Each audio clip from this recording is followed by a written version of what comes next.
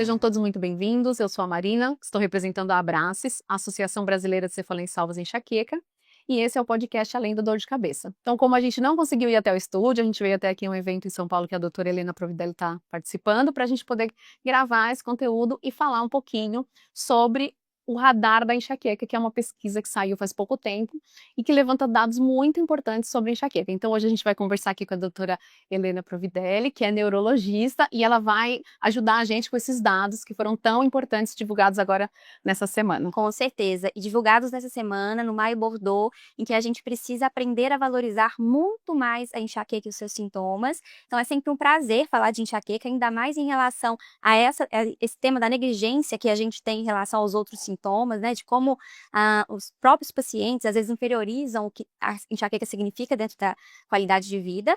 E foi um prazer, muito obrigada pelo convite, e espero que a gente consiga conversar bastante hoje. Não, vai ser ótimo. Então, acho que para a gente começar, eu vou fazer uma pergunta para a doutora sobre um dado que foi muito trazido nessa reportagem e nessa pesquisa, que fala que a maioria das pessoas, tem muito mais pessoas sem diagnóstico do que com diagnóstico de enxaqueca. Então, são mais de 27 milhões de pessoas sem diagnóstico. Então, eu queria que a doutora falasse um pouquinho sobre os riscos, né, das pessoas lidarem com essa dor sem um tratamento adequado.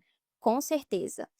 A enxaqueca ela tem uma prevalência alta, 15% da população, e não são a minoria desses pacientes vão chegar ao diagnóstico, principalmente porque normalizam alguns dos sintomas, ou como a enxaqueca é muito heterogênea, tem pacientes que têm dores fortes de cabeça, mas tem pacientes que se queixam mais da vertigem, procuram outros profissionais, ou às vezes se automedicam, não buscam ajuda. O fato da enxaqueca ser uma doença teoricamente benigna, ela não mata, isso faz com que ela seja totalmente negligenciada. E eu gosto de falar que ela não mata, porém ela acaba com a nossa vida e com a nossa qualidade de vida. Então, um médico até falou para mim que a enxaqueca é um pouco negligenciada porque ela é uma dor que não sangra. E é verdade, né? Ela acaba com a gente, mas não sangra. Mas sangra o nosso psicológico, acaba, né? Porque quem convive com ela tem todos os sintomas e não faz um tratamento adequado, inclusive quadros de ansiedade, quadros de depressão, eles vêm como comorbidades, porque é impossível você viver bem tendo uma enxaqueca não controlada. E faz muita diferença você tratar uma enxaqueca episódica, que é aquela enxaquequinha que vem menos ou de vez em quando, e a enxaqueca crônica. É muito mais difícil você reverter uma enxaqueca crônica. Então, quanto antes você procura ajuda médica e trata a sua enxaqueca, melhor é o seu prognóstico. A enxaqueca ela é negligenciada pelo próprio paciente e às vezes até pelos profissionais de saúde.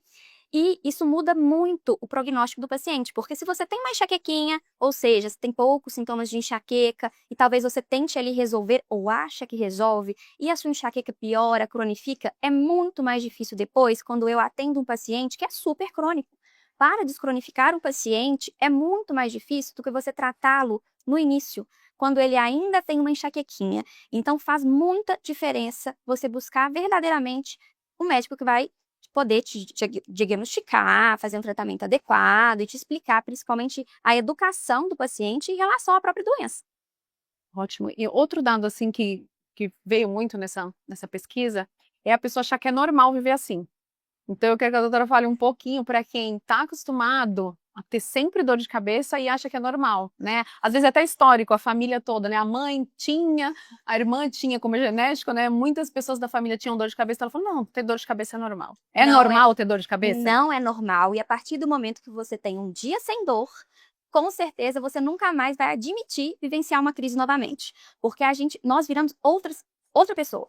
O nosso ânimo, a nossa energia, o nosso cognitivo, o raciocínio, a enxaqueca ela vai muito além da dor de cabeça, né? Ainda mais eu que tenho enxaqueca vestibular, então aqui é aquela que vem com vertigem, e a vertigem nem sempre é rotatória de labirintite. Ela é não rotatória, ou seja, é um incômodo com o movimento, e isso te limita muito em tudo que você faz. Então, a cadeira que você vai sentar, o cinema que você vai, e às vezes o 3D jamais eu iria. E no carro? Tem algum... Detesto cinetose, né, que é o enjoo no carro. Quando eu entro, eu até brinco que minha nota no Uber deve ser péssima. Quando eu entro no carro, eu já não falo nada, ponho a cabeça para trás e, ó, quietinha. Então, assim, tem muitos fatores que nos limitam e que às vezes a gente não sabe. E com certeza, eu vejo dois grandes problemas, assim. Pacientes que têm, a minha família, por exemplo, que é toda enxaquecosa. Tem um monte de gente que tem enxaqueca. Normaliza, né, assim, você tá com uma enxaqueca, toma dor de cabeça, toma esse remédio. E tem famílias que não tem ninguém com enxaqueca, e quando surge um novo paciente, ele fica mais amedrontado, ele fica preocupado. Então, assim, os dois cenários são ruins. Mas Mas não tá acostumado a ver alguém ali sofrendo sempre com Sim, dor de porque cabeça. o medo, né, em relação à enxaqueca, gera enxaquecofobia, catastrofiza as crises e piora o quadro. Então, eu vejo os dois cenários como ruim, mas me preocupa ainda mais essa negligência em relação aos sintomas. Só por ser uma doença benigna, não buscar ajuda médica e não entender o impacto que aquilo ali tem na vida. Então, o dia que o paciente, eu falo isso exatamente no consultório dessa forma, o dia que o paciente sai da crise, às vezes a gente faz um bloqueio, ele saiu da crise. Nossa, outra vida. É outra vida, ele nunca mais admite entrar em crise de novo, porque aí sim ele vai começar a viver. É como se você visse o mundo todo embaçado. E de fato, a enxaqueca ela perde um pouco a nitidez da visão, mesmo sem aura, né? E aí, como se tirasse um véu, opa, a vida é bonita. Não, eu gostei do que a doutora falou sobre enxaquecofobia, porque acho que eu já tive enxaquecofobia. Como é que é? Porque você começa a ter medo de ter crise, né? Você começa a ter medo de tudo. Você tem. Então, olha, às vezes eu até tomo, eu sei que não tá certo, mas às vezes eu até tomo uma medicação, claro, indicada pela minha médica, que, sei lá, quando começar a ter uma crise é pra eu tomar. Se eu tiver qualquer sintoma estranho e eu preciso fazer alguma coisa importante, eu já até tomo como, assim, preventivo, digamos. Claro que eu faço tratamento profilático, mas com medo de ter uma crise. Você vai ficando apavorada, você vai ficando ansiosa com medo de chegar a crise. E enxaqueca, ela não combina com medo, nem com desespero. Tudo que gera medo ou desespero, você pode ter uma crise a cada 6 meses. Se você pensa todo dia que a crise vai vir, sua vida não é normal. Você está limitada pelo medo de que a crise virá. Então, enxaqueca precisa ser desmistificado. O paciente com enxaqueca, ele tem que entender o que ela é, entender lidar com ela e parar de reclamar. É por isso que eu falo muito enxaqueca do ódio ao amor. A partir do momento que a gente nasce com a genética de enxaqueca e nosso DNA não é apagado, a gente tem que aprender a conviver e controlar da melhor maneira. No perfil da doutora Helena, que inclusive a gente vai colocar aqui embaixo, ela fala muito sobre isso, né? Do ódio ao amor, porque, nossa senhora, porque... É estranho, a Maria. Hoje em dia eu amo enxaqueca, inclusive eu trabalho com isso, mas eu sei que é difícil. Mas eu busco, além das minhas pacientes, além do tratamento de fato, eu sempre explico que o mais importante que elas vão levar ali, a partir daquela consulta, é entender que a enxaqueca não é apagada. E antes, muita gente me perguntava, a enxaqueca tem cura? Eu falava, não, não tem cura. Hoje em dia, eu mudei a minha percepção. Porque se cura for você ter um controle tão bem controlado que não importa o que você faça, você não está pensando na enxaqueca... Está com medo de ter a crise? Isso é cura, né? Então, existe essa possibilidade, não é uma cura de fato, mas é um controle muito bem controlado. E o melhor ensinamento que eu passo para os meus pacientes é isso. A gente não pode ter medo. Enxaqueca não combina com medo. A gente tem que aprender como ela lida no nosso corpo, como se fosse uma mãe puxando a nossa orelha mesmo. Então, assim... Era meio que um alarme, né? Eu já falei isso. É um alarme que está acontecendo alguma coisa errada. Então, é isso. O paciente que sofre com enxaqueca, ele tem que aprender a mudar, transformar esse sofrimento em algo útil, no sentido de que, eu não consigo ter uma cura de nunca mais ter, mas o que eu posso fazer comigo que vai deixar essa genética de enxaqueca lá quietinha, silenciada? A partir do momento que o paciente para de ter medo e entende a enxaqueca como algo que faz parte dele, muda totalmente a sua visão. Então, todo mundo me pergunta, o que mais controlou a minha enxaqueca? Não é remédio, é um entendimento. Quando o paciente teme a enxaqueca, ele pode não ter crise nenhuma. A enxaqueca está no controle. Né? E acontece muito isso. Você falou que é de tomar o remédio antes da crise vir, isso é um sinal de medo. Então, assim, é óbvio que em algumas situações isso chama analgesia preemptiva. Existem algumas situações que a gente sabe que vai ser um gatilho. Às vezes pegar um avião. Pegar um avião, um casamento, né, o seu casamento. Eu falo com o protocolo de noiva, né? Então, minhas noivas vão lá, eu faço bloqueio, eu explico, não. Pra não ter crise. Não é pra fazer isso sempre, mas eventualmente. O fato de você saber que existem essas estratégias te dá segurança de que você consegue controlar também. Então, primeiro, a gente tem aquele grande problema que a enxaqueca é subdiagnosticada. Depois, além de ser subdiagnosticada, ela é negligenciada, porque é uma doença benigna. Ainda vem um outro problema, que é quando o paciente tem um diagnóstico, começa a valorizar, vem a enxaquecofobia. Então, assim... Ai, meu Deus. Mas eu vejo que nos últimos anos, graças a Abraces, várias oportunidades, várias estratégias de informação de qualidade, isso tem melhorado muito. Os pacientes já chegam muito mais informados Então, e é muito mais fácil a gente trabalhar assim. Então, isso é importante que a doutora está dizendo, porque é para falar sobre uma Bordeaux, né? Como é importante a gente levar informação e informação de qualidade, porque infelizmente ainda na internet tem muita informação que não é verdade, né? Os pregador, né? Teve agora... Não, e às vezes informações que geram, igual enxaqueca não combina com medo, informações que amedrontam o paciente. Então, tudo que vai te amedrontar vai piorar a sua enxaqueca. Então, não adianta você ser paranoico com a alimentação, independente de você... Primeiro que a gente não consegue estar numa bolha isoladora de gatilho, né? Porque a vida real... Porque se você for completamente rígido também, aí você acaba sendo um gatilho pra enxaqueca. O padrão obsessivo de pensamento, o estresse e a ansiedade é um gatilho até maior, né?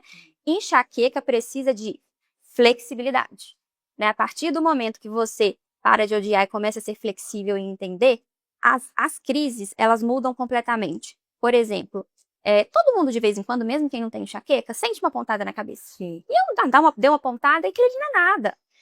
Se você tem enxaqueca e você catastrofiza, você já sentiu a pontada, você já falou, pronto, acabou meu dia, vou ter que cancelar a reunião, já começa a mandar mensagem, e aí, de repente, a pontada vira realmente uma crise que talvez, se você estivesse tranquila, nem sentisse a pontada, e aí você ia falar depois, eu sei o que eu vou fazer se a crise vier, eu sei lidar com a minha crise. Como que eu vou lidar com a minha crise? Tem que ter um plano analgésico eficiente. O paciente que tem crise, eu falo que é crise catastrófica, ele amedronta com a enxaqueca. Então, assim, eu gosto que o paciente, ele tenha armas potenciais para lidar ali com a crise, né? Então, eu ensino para ele a lidar, apagar o incêndio, mas o que de fato trata a enxaqueca não é isso, não é remédio nenhum, não. É o entendimento. Mas a gente tem que ter, sim, armas, porque os analgésicos bons e eficientes para evitar essas crises catastróficas que traumatizam, ajuda muito no manejo desse medo, que é um dos principais cronificadores da enxaqueca. Eu vejo que isso é verdade como paciente mesmo. Você tendo a confiança no seu médico, sabendo que mesmo talvez que aquele tratamento que você usou não funcionou, você pode contar com o médico e falar, olha,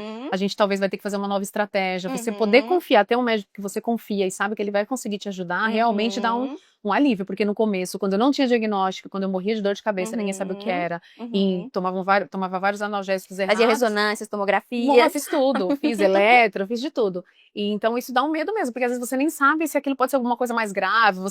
Quem tem aura, às vezes acha que tá tendo um AVC. Então é importante isso mesmo, a questão do diagnóstico e ter um médico que você consegue fazer um acompanhamento. E o médico que não desista de você. A enxaqueca, vamos colocar que você usa um super medicamento, eu vou usar a injeção da enxaqueca, e você precisa sim alinhar com o médico as expectativas, porque não é um medicamento, não vai ser milagroso se você não mudar outros hábitos da sua vida. E a enxaqueca, ela é uma doença tão complexa que existem vários mecanismos que fomentam ali as crises de acontecer. Então, em um momento, o paciente vai ter mecanismos centrais, talvez ele responderia melhor a um preventivo específico, em outros momentos ele vai ter mecanismos periféricos. Então, eu tenho casos, às vezes, de pacientes que, quando a injeção da enxaqueca chegou no Brasil, eles usaram, ela usou, melhorou, e depois ela comprou, usou de novo, não melhorou nada. Eu falei, quem disse que você precisava disso, né? Era outra situação. Então, a enxaqueca, ela não é estática, ela é dinâmica o tempo inteiro, inclusive no nosso organismo. Não tem receita de bolo, né, doutora? Não existe receita de bolo para enxaqueca. Pode ser ótimo para você hoje, daqui 2 semanas é péssimo. Então, por isso que o mais importante é você ter um médico que te acompanhe. É totalmente diferente você ficar pulando de médico em médico, você ter um médico que conheça o seu histórico longitudinal. Tem uma paciente minha que eu acompanhava, eu falava assim, você tem aura, você só não teve ainda. Todo perfil de paciente com enxaqueca com aura. Aí um dia ela me ligou achando que ela estava tendo AVC. Ai, minha mão tá formigando. Eu perguntei, como é que foi? Começou na pontinha do dedo, subiu o braço e antes? Eu vi umas luzinhas piscando. Já era o sinal da aura. É a aura. E aí já trata diferente, né? Não tem jeito. Sim, sim. Então, a gente precisa ter confiança no seu médico. E, de preferência, alguém que te acompanhe longitudinalmente, porque a enxaqueca muda o tempo todo, inclusive dentro do nosso organismo. E não desistir, gente. Não desista. A partir do momento que você souber o que é viver com enxaqueca controlada, você nunca mais vai admitir voltar para a cronificação ou voltar para a crise. Quem tem enxaqueca, o perfil de quem tem, geralmente são pessoas que se cobram muito, que têm um alto grau de produtividade. E aí, o fato da enxaqueca chegar irrita a gente profundamente. Então, por exemplo, eu sei direitinho quando eu vou entrar em crise, que eu começo, eu falo rápido, eu penso muito, meu pensamento começa a ficar lento. Quando isso acontece, a gente fica o quê? Mais irritado. Eu Porque a já gente sei quer chegar no produzir. consultório e falar assim, eu tô com ódio, doutor, tô com ódio de estar com enxaqueca. Mas Uhum. calma, eu falei, mas eu vou falar o que eu tô sentindo mesmo, eu tô morrendo de Na raiva. hora, você sente calma, depois você sente a raiva depois. Você fala com meus pacientes, você terceiriza a raiva pra mim. Terceiriza a preocupação, para de ver informação demais, deixa que o seu médico se preocupe em estar informado. Porque na hora da crise, você tem que simplesmente não pensar em nada. Pensa, o seu cérebro tá doidão, hipersensível. Ele tem que Quanto resetar. mais informação você colocar nele, mais você Se vai estar com você dor. deitar e dormir 30 minutos tomando seu remédio, você vai melhorar muito mais rápido se você lutar contra a dor, ter um monte de pensamento ruim, zero produtividade, porque não vai ser a mesma coisa, e a crise, que talvez iria passar em um dia, vão durar 3 dias. Outro dado importante que foi levantado nessa pesquisa é que mais de 60% das pessoas que sofrem com enxaqueca percebem a queda do desempenho tanto no trabalho quanto nos estudos.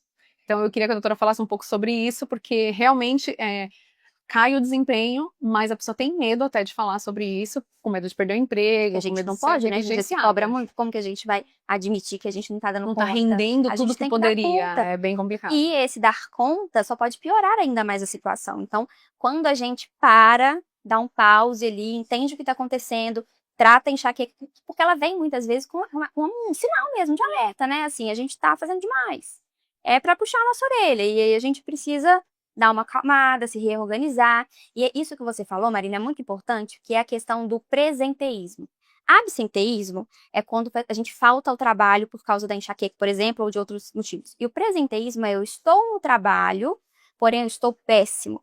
Na enxaqueca é muito mais comum o presenteísmo do que o absenteísmo, porque o paciente com enxaqueca, ele se cobra, ele Acho que tem ele não vai nem medo, admitir, né, ele não doutora, de falar, não vou admite. trabalhar porque eu tô com enxaqueca. Como eu vou falar isso? Que eu não fui trabalhar porque eu tô com dor de cabeça. Só que o desempenho é péssimo. O cognitivo, você pode estar com uma dor, uma intensidade 2 em 10. Mas sem estar pensando, sem conseguir elaborar uma frase. A enxaqueca mexe com linguagem, ela mexe com raciocínio, ela mexe com visão. E o que mais me incomoda na enxaqueca, inclusive, é isso, são as alterações cognitivas.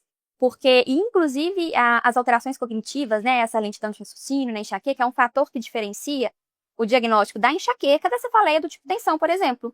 Ah, O paciente, ele pode estar com uma cefaleia do tipo tensão, intensidade 8 em 10 e produzindo.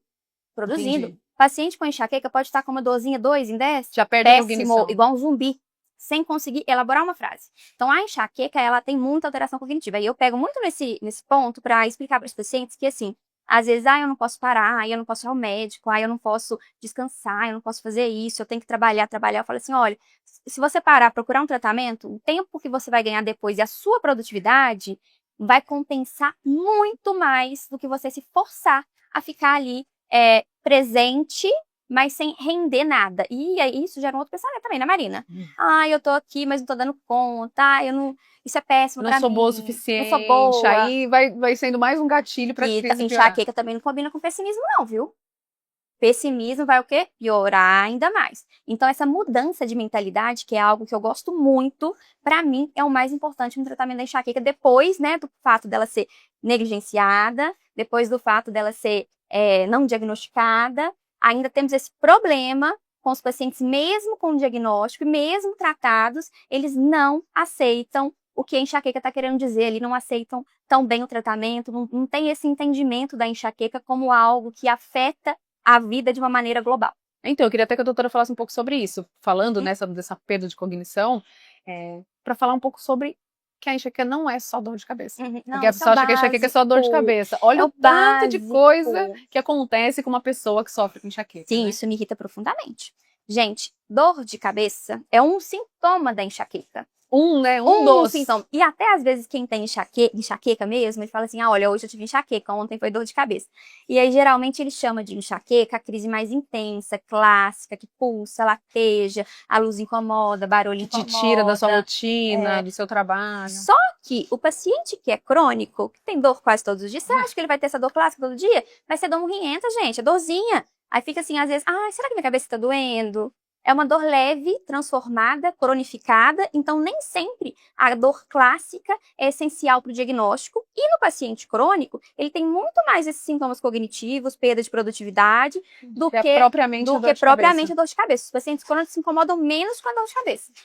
O resto é bem pior. Aí Eu eles vão sou uma procurar, paciente crônica e tô falando aqui, é verdade. e eles vão procurar o psiquiatra, falam que estão com TDAH, e na verdade é a enxaqueca não controlada. Você não tá conseguindo. É verdade, porque fica parecido, né? Você Eu não tá falo- conseguindo se concentrar em nada, não tá conseguindo completar tarefas que você fazia antes com facilidade. Você fala, pronto, tem TDAH. Não, aí eu falo pro pessoal, primeiro nós vamos controlar a sua enxaqueca que te dá desatenção. A gente pensa Depois, a gente vai ver o que sobrou de desatenção, porque é impossível a gente avaliar no paciente crônico a atenção de uma maneira objetiva. Então, eu queria que a doutora falasse um pouco sobre. Tem essa questão do fator da automedicação, mas também tem a questão que às vezes a pessoa já está fazendo o tratamento, o médico passou um plano de tratamento, aí ela melhorou e ela acha que pode interromper o tratamento. Eu sei porque eu já fiz isso, não façam, dá problema. É Mas eu outro queria que a doutora falasse desafio isso, que a são as gente tem. duas pontas, Gente, né? eu falo muito Parar isso. antes da hora e fazer o que não deve. Essa questão da enxaqueca ser uma doença benigna atrapalha também no tratamento, por quê?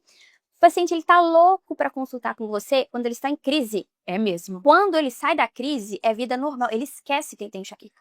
Quando ele melhora e fez o tratamento preventivo, ele vai dizer, pra que eu tô tomando esse remédio? Tô ótima. E aí ele para, o que acontece? Depois para tratar é mais difícil, viu? Não quer dizer que você vai ter a mesma resposta. Gente, o tratamento preventivo, pensa só, ele é para disciplinar o seu cérebro. Vamos supor que você ficou 10 anos crônica, tendo dor todos os dias. Ah, eu tomei 6 meses, tô ótimo, vou parar. É suficiente? Não. Não, o seu cérebro precisa aprender. Não quer dizer que você vai usar remédio o resto da vida. Eu falo isso pro paciente, tratamento preventivo, eu nunca começo pensando, esse paciente vai usar o resto da vida. Não, mas você não pode parar o tratamento sozinho, porque senão você perde todo o ganho que você teve ao longo ali, porque não é fácil você chegar num período de remissão assim não, paciente crônico é difícil. E aí assim que você consolida a sua melhora, você tem que ficar um tempo usando o preventivo para consolidar e de preferência durante esse tempo você vai mudar a sua mentalidade em relação à enxaqueca. É uma janela de oportunidade, né? Você vai fortalecer seus hábitos, fortalecer seu estilo de vida, porque quando a gente está crônico, nem atividade física a gente não consegue fazer. E aí depois, junto com o seu médico, que vai entender o seu caso, ele vai te falar com certeza, gente, eu não quero, odeio tomar remédio, odeio passar remédio, mas a gente sabe a hora de tirar, então nenhum remédio que a gente passa é à toa, tem um significado. Então, assim, no momento que você puder ficar sem remédio, não precisa ter dúvida nenhuma. Eu vou ser a primeira pessoa a tirar. E às vezes meus pacientes ficam até assim, mas eu tô com medo de tirar. Eu falei, por quê?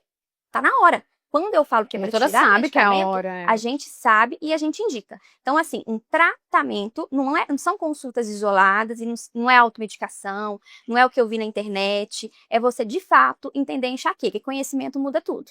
Não, e tem muita gente que não tem problema, por exemplo, se você tem diabetes.